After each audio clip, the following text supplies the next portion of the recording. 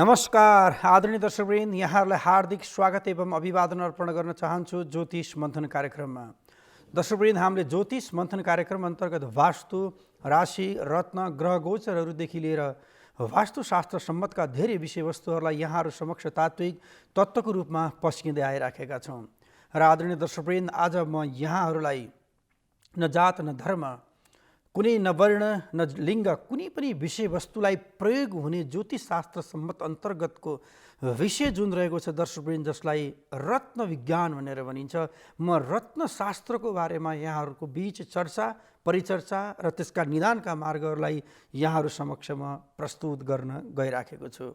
दर्शकवृन्द, मैले यहाँहरूलाई अहिले उद्बोध गर्दै विन्ती गरिसकेको छु, जुन कि जात, धर्म, लिङ्ग कुनै पनि यो रत्नले मान्दैन। दर्शकवृन्द, जुन कि रत्न भन्ने बित्तिकै तपाईँहरूले हातमा धेरै मान्छेहरूको औँठीहरू देख्न सक्नुहुन्छ। कसैले राशि रत्नको रूपमा प्रयोग गरिराखेको अवस्था हुन्छ, कसैले ग्रह रत्नको रूपमा प्रयोग गरिएको अवस्था र परिस्थितिहरू रहन्छन्। तसर्थ दर्शकवृन्द, यो ज्योतिषशास्त्र अन्तर्गत जुन कि रत्न त्यस्तो विषयवस्तु हो जुन कि शरीरमा भएको नकारात्मक ऊर्जा शक्तिलाई सकारात्मक ऊर्जा शक्ति सम्मत ऊर्जा दिन सक्ने एक काम गर्दछ।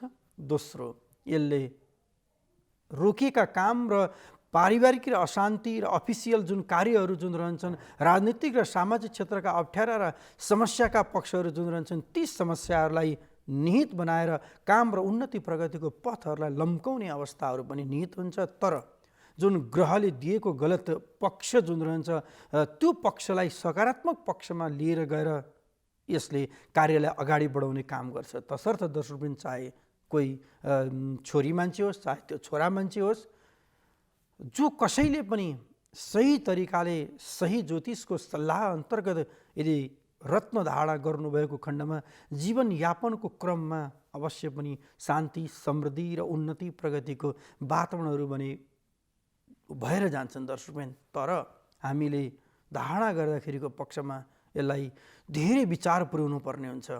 दर्शकवृन्द, दुई प्रकारका रत्नहरू प्राप्त हुन्छन्।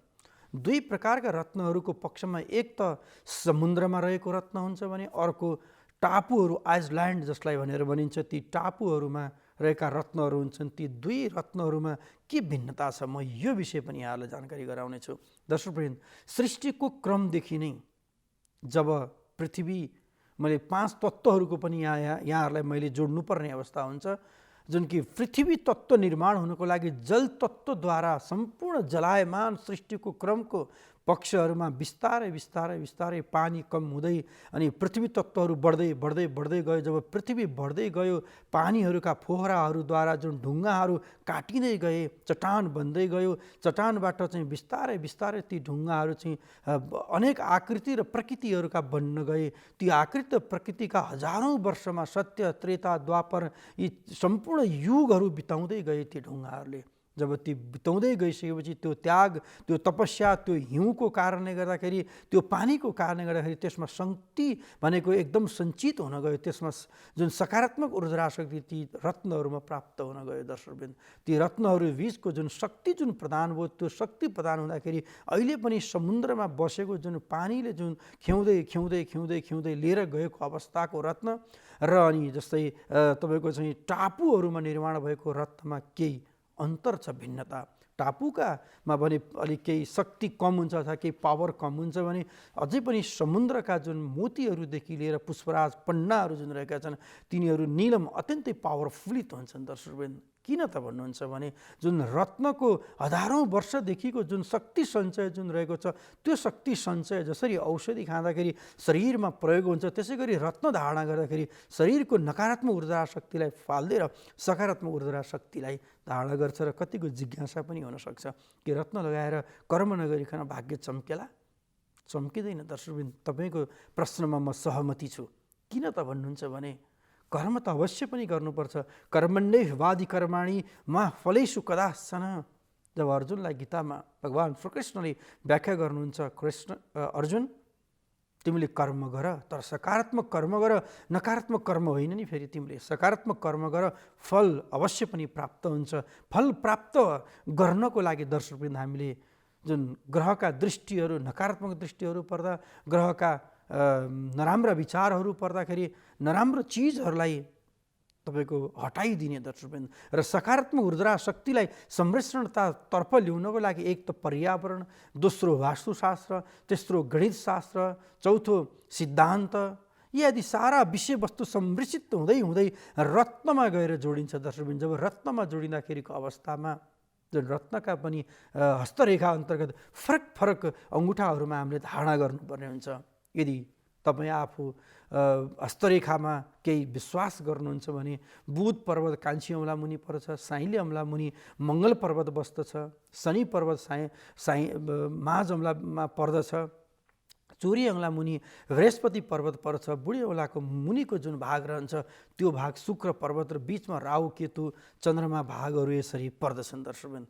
ती भाग अन्तर्गत जुन हाम्रा नसा जुन रौँमा जुन सम्मिश्रता र जुन मिलनको क्रम जुन रहन्छ, त्यो मिलनको क्रम र त्यो सम्मिश्रताको जुन क्रम रहन्छ, त्यो क्रम दर्शकवृन्द ज्योतिषशास्त्र अन्तर्गत जुन मनरूपी मस्तिष्कमा जुन नकारात्मक ऊर्जा शक्ति ग्रहले दिन्छ, त्यो नकारात्मक ऊर्जा शक्तिलाई सकारात्मक ऊर्जा शक्तिमा प्रदान गर्नको लागि विशेष गरेर हामीले हातमा धारणा गर्छौँ। र हातमा दर्शकवृन्द कहिले पनि हामीले वस्त्र कपडाहरू लाउँदा पनि यो छोपिँदैन। दिनभरि सूर्यको किरणलाई रत्नमा आएर ठोकिन्छ, नराम्रो ऊर्जा शक्तिलाई यसले फालिदिन्छ र सकारात्मक ऊर्जा शक्तिलाई यसले चाहिँ लिइराखेको अवस्था हुन्छ। र अनि रातको समयमा शयनमा आनन्दसँग जब हामी आफ्नो बिस्तरामा गएर शयन गर्दछौँ, त्यो शयनको क्रममा बिस्तारै बिस्तारै सकारात्मक ऊर्जा शक्तिलाई जुन कि रत्नको माध्यमद्वारा मनरूपी मस्तिष्कको लागि नकारात्मक पक्षमा रहेको मनरूपी मस्तिष्कको लागि सकारात्मक पक्षमा लिएर गएर काममा जुन अडचन, जुन बाधा, जुन व्यवधान र जुन पीडाहरू जुन रहन्छन्, ती पीडाहरूलाई सकारात्मक पक्ष लिएर गएर आनन्द र उन्नति प्रगतिको वातावरण र परिस्थितिहरूलाई भने हर हमेसा प्रदान गर्दछ। तसर्थ दर्शकवृन्द हामीले मनन र हामीले चिन्तन र हामीले बुझ्नुपर्ने विषयवस्तु भनेको रत्नले कसरी काम गर्दछ भन्ने विषयवस्तु हो। र दर्शकवृन्द हामीले रत्न धारणा गर्दाखेरिको अवस्थामा राशि अन्तर्गत 12 राशिहरूको लागि जुन नवरत्नहरू जुन रहेका छन् एक, र दोस्रो पक्षमा ग्रह रत्न अन्तर्गत जुन 9वटा ग्रहहरू छन्, ती 9वटा ग्रहहरूका पनि फरक फरक रत्नहरू रहेका छन्। र अहिले विज्ञानमा जुन व्याख्या गरे अन्तर्गत पनि जुन शक्ति रहन्छ, समुद्रमा रहेको जुन शक्ति जुन छ, त्यो जुन मोतीमै मानौँ एउटा त्यस्तो शक्ति जुन छ, त्यो शक्ति शरीरमा धारणा गर्दाखेरिको पक्षमा सर र त्यसले आनन्दको अनुभूति र कार्यहरूलाई प्रशंसनीय र योग्यनीय र कार्य अन्तर्गत अवश्य पनि सफलता मिल्दछ दर्शकवृन्द। तसर्थ तपाईँले कुनै जात, कुनै धर्म, कुनै वर्ण र कुनै लिङ्गलाई तपाईँले हेर्नुहोस्, जो कसैले पनि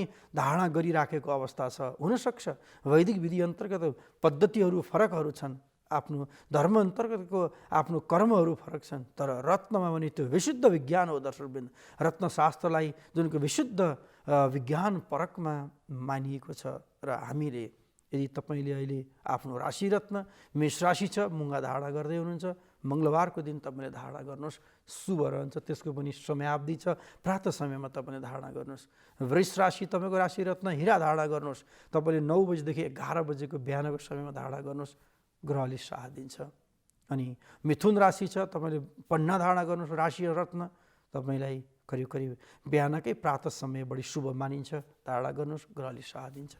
कर्कट राशि मोती तपाईँले धारणा गर्नुहोस्, राशि रत्न। यदि तपाईँ आफूले सन्ध्याकालीन समयमा सूर्य अस्तको समयमा धारणा गर्नुभयो भने समृद्धता अवश्य पनि प्रदान गर्छ। एवं क्रम तपाईँले सिंह राशि तपाईँको छ, तपाईँले माणिक्य धारणा गर्न सक्नुहुन्छ, अत्यन्तै चाँडै अरुणोदय सँगसँगै भनेर भनिन्छ। बिहानको जुन सूर्य पहिलो रूपमा रातो रूपमा किरणहरूलाई छोडिराखेको अवस्थामा धारणा गर्नुहोस्, तपाईँलाई काम गर्छ। कन्या राशि छ, तपाईँको पन्ना धारणा गर्नुहोस्, राशि रत्न अवश्य पनि तपाईँलाई साथ सफलता र उन्नति अवश्य पनि प्राप्त गर्छ। एवं क्रम यदि तुला राशि छ, तपाईँको स्वामी शुक्र स्वामी अन्तर्गत हीरा तपाईँले धारणा गर्न सक्नुहुन्छ। तपाईँको वृश्चिक राशि छ, स्वामी मङ्गल मुङ्गा तपाईँले धारणा गर्न सक्नुहुन्छ।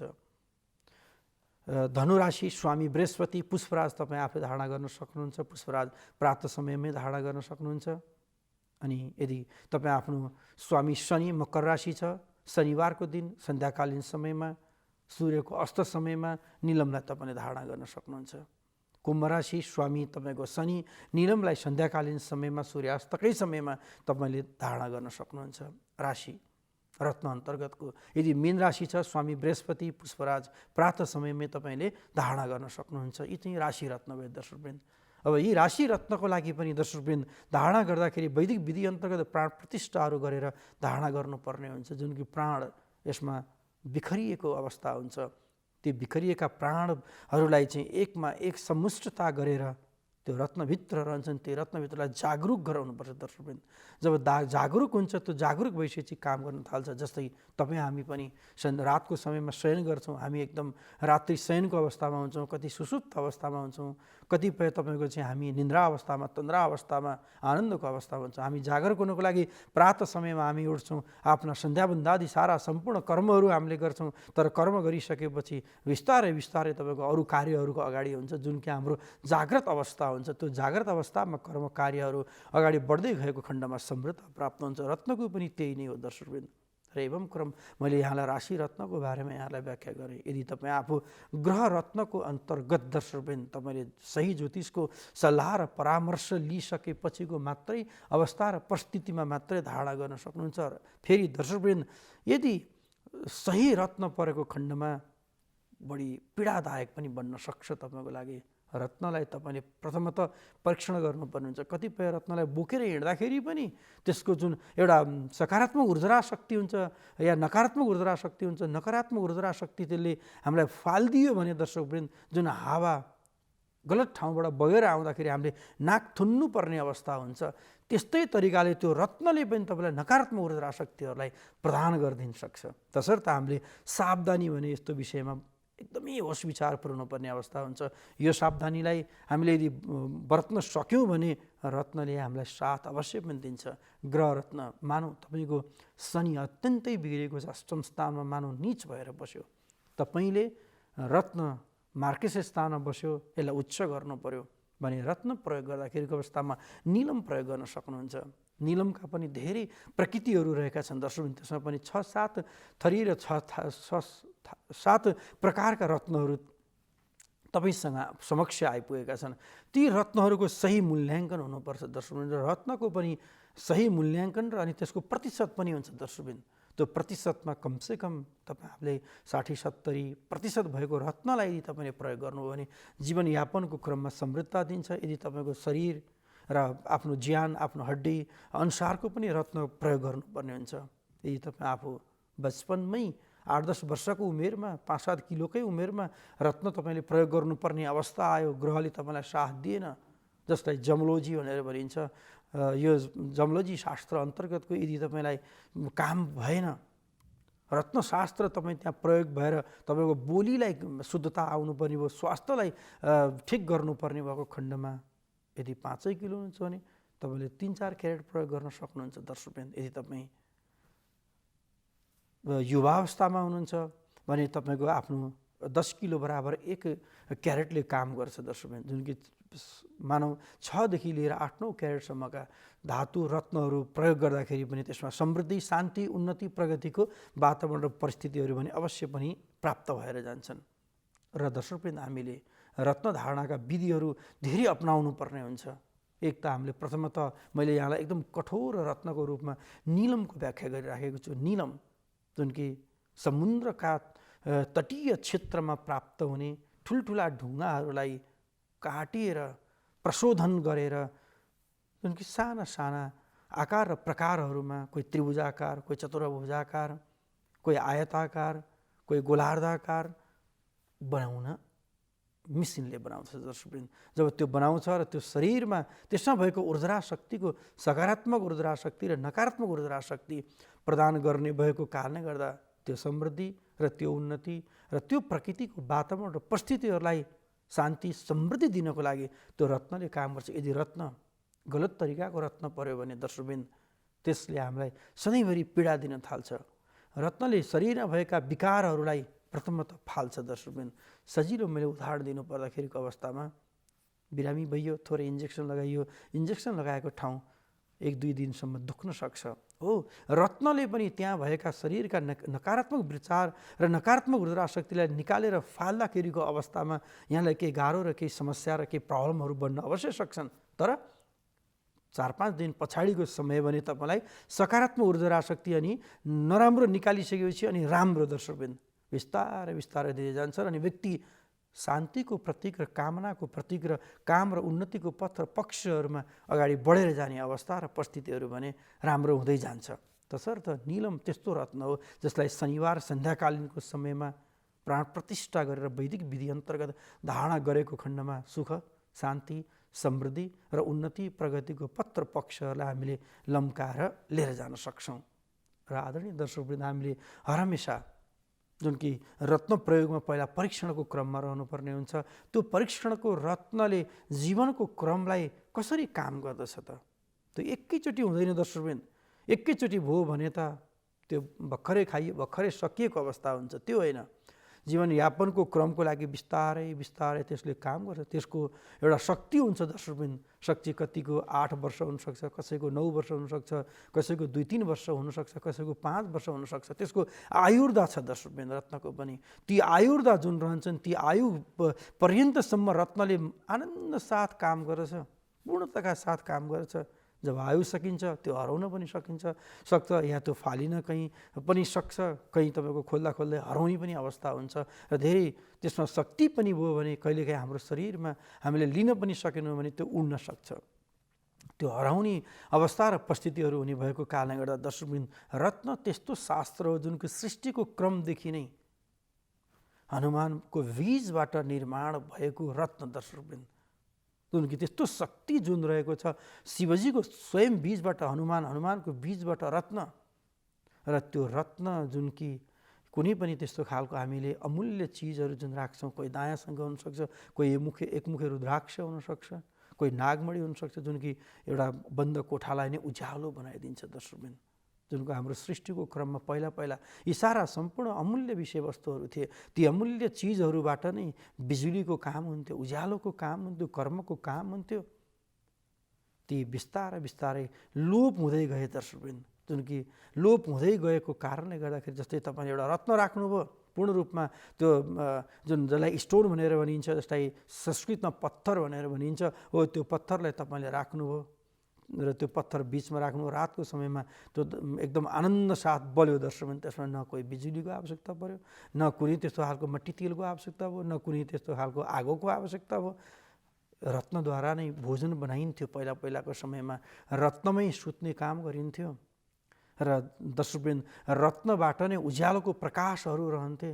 तसर्थ अहिले पनि यहाँहरूले सुन्नुभएको छ, यहाँहरूले अहिले देख्नुभएको छ र यहाँहरूले मनन पनि गर्नुभएको छ। कतिपय त्यस्तो खालको हामीले सरसामानहरू जुन अमूल्य चिजहरू प्राप्त छन्, ती प्राप्त भएको अमूल्य चिजलाई अहिले विज्ञानपरक नासाले जुन लिएर सारा परीक्षणका क्रमहरूमा राखिराखेको छ, सारा कोठाहरू नै झलमल हुने हो। सृष्टिको सत्ययुगमा तिनै रत्नहरूद्वारा काम हुन्थ्यो दर्शकवृन्द। तिनीहरूलाई पठाइन्थ्यो, जसलाई सुदर्शन नाम गरेको चक्र भनेर भनिन्छ दर्शकवृन्द। जब सुदर्शन नाम गरेको चक्रलाई विष्णुले आह्वान गर्नुहुन्थ्यो, त्यो आह्वान चक्र गरिसकेपछि त्यो जाऊ तिमी यो काममा जाऊ भनेर पठाउनुहुन्थ्यो। त्यही अन्तर्गतको कल्पवृक्ष रहेको थियो, त्यही अन्तर्गतको दर्शकवृन्द जुन पाकशास्त्रहरू रहेको थियो, त्यही अन्तर्गत शिक्षाशास्त्रहरू रहेका थिए। सारा सम्पूर्ण जुन भित्रदेखि नै दिव्यदर्शी र दिव्य ज्योतिको रूपमा प्राप्त हुने ती रत्न जुन कि हिमालय पर्वतमा पाइन्छ। नेपालको भूभागमा त पूर्वमेचीदेखि पश्चिम महाकालीसम्म उत्खननको क्रममा गर्दाखेरि धेरै रत्नहरू रहेका छन्। त्यस्ता सारा सम्पूर्ण जुन अमूल्य चिजहरू रहेका छन्,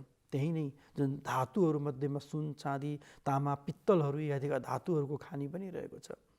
र एवं क्रम दर्शकवृन्द त्यही नै गएर ऊर्जा शक्तिको रूपमा जुन कि पेट्रोल, डिजलहरू इत्यादि पनि रहेका छन्, जुन कि यो रत्न विज्ञान अन्तर्गत यस्ता विषयवस्तु रहन्छन् जुन कि तपाईँले प्राप्त देख्नुभएको छ, सुन्नुभएको छ, मनन गर्नुभएको छ। हाम्रा हिमवत क्षेत्रहरूमा जुन कि सारा सम्पूर्णमा तपाईँको बत्तीहरू धपधप बलिराखेको परिस्थितिहरू पनि पाइएको छ, जसलाई अहिलेको भाषामा भन्दा ग्यास खानी अथवा पेट्रोल खानी भनेर भनिन्छ। हो दर्शकवृन्द, त्यस्ता खालका जुन हाम्रा दैवीय शक्तिहरू जुन रहेका छन्, ती दैवीय शक्तिको रूपमा रहेको जुन विषयवस्तु त्यो रत्नशास्त्र, यो रत्नशास्त्र त्यस्तो शास्त्र हो दर्शकवृन्द जुन कि आज हामीले हातमा लगाउँदाखेरि त्यत्तिकै काम गर्छ, कम्मरमा लगाउँदा त्यत्तिकै काम गर्छ, घाँटीमा लगाउँदा पनि त्यत्तिकै काम गर्छ। तसर्थ तर रत्न हामीले डुप्लिकेट रत्न होइन दर्शकवृन्द, जुन कि रत्न हामीले सही रत्नको धारणा गर्न सकेको खण्डमा जीवनयापनको क्रममा बिचमा आएका बाधा, व्यवधान र समस्याका पक्ष र परिस्थितिहरूलाई हर हमेसा साथ, सफल र सक्सेसको वातावरण र परिस्थितिहरूलाई अवश्य पनि दिन्छ दर्शकवृन्द। हो, ती रत्नहरूलाई हामीले चिन्नुपर्ने हुन्छ। यदि तपाईँ निलम लगाउँदै हुनुहुन्छ भने सकेसम्म चाँदीमा धारणा गर्नुहोस्। तपाईँ पुष्पराज लाउँदै हुनुहुन्छ भने तपाईँले हरहमेसा सुनमा धारणा गर्नुहोस्। यदि तपाईँ मुगा लाउँदै हुनुहुन्छ भने चाँदी प्लस पञ्चधातु प्लस तपाईँले सुनमा धारणा गर्न सक्नुहुन्छ, या 18 क्यारेटको या 22 क्यारेटको सुनमा तपाईँले धारणा गर्न सक्नुहुन्छ। पन्ना लगाउँदै हुनुहुन्छ भने पञ्चधातु या सुनमा धारणा गर्नुहोस्। यदि तपाईँले मोती लाउँदै हुनुहुन्छ भने हरहमेसा चाँदीमा प्रयोग गर्नुहोस्। तपाईँले दर्शकवृन्द, यिनीहरूका पनि आफ्ना धातु छन्। यदि तपाईँले माणिक्य लगाउनु भएको छ, लाउँदै हुनुहुन्छ भने तपाईँले तामामा लगाउनुहोस्। धातुको पनि आकार र प्रकार हुन्छ। धातुको पनि धेरै हदसम्ममा शरीरमा दिने ऊर्जा शक्ति र शरीरमा दिनुपर्ने आर्थिक उपार्जन र उन्नति विद्या बुद्धिका पक्षहरूलाई पनि धातुले त्यसरी काम गरेको हुन्छ। रत्नमा धातुको त्यत्तिकै संरक्षणता हुन्छ, धाडाको त्यत्तिकै संरक्षणता हुन्छ। धाडा सँगसँगै त्यसले दिने काम र उन्नतिको वातावरण र परिस्थितिहरूलाई सफलता दिने वातावरणहरू पनि त्यसरी रहन्छन्। तसर्थ आदरणीय दर्शक, हामीले एकदम चिन्तन, मन र विचार र उन्नति प्रगतिको पत्र पक्षहरूको लम्काउनको लागि एक त ज्योतिषशास्त्रका विविध हाँगाहरू छन् दर्शकवृन्द। ती हाँगाहरूलाई औँलाउँदै यदि जाँदाखेरि जुन रत्न एउटा विशुद्ध विज्ञान र विशुद्ध शास्त्र रहेको कारणले गर्दाखेरि रत्नको प्रयोगमा सावधानी बरतेर राम्रो रत्नलाई यदि हामीले प्रयोग गऱ्यौँ भने जीवनयापनको क्रममा शान्ति, समृद्धि, उन्नति, प्रगतिको पत्र पक्षहरू अवश्य पनि लम्कने हुने भएको कारणले गर्दा आजको लागि ज्योतिष मन्थन कार्यक्रम सकिएको छ। नेपाल टेलिभिजन हेर्दै गर्नुहोला। हस्त नमस्कार।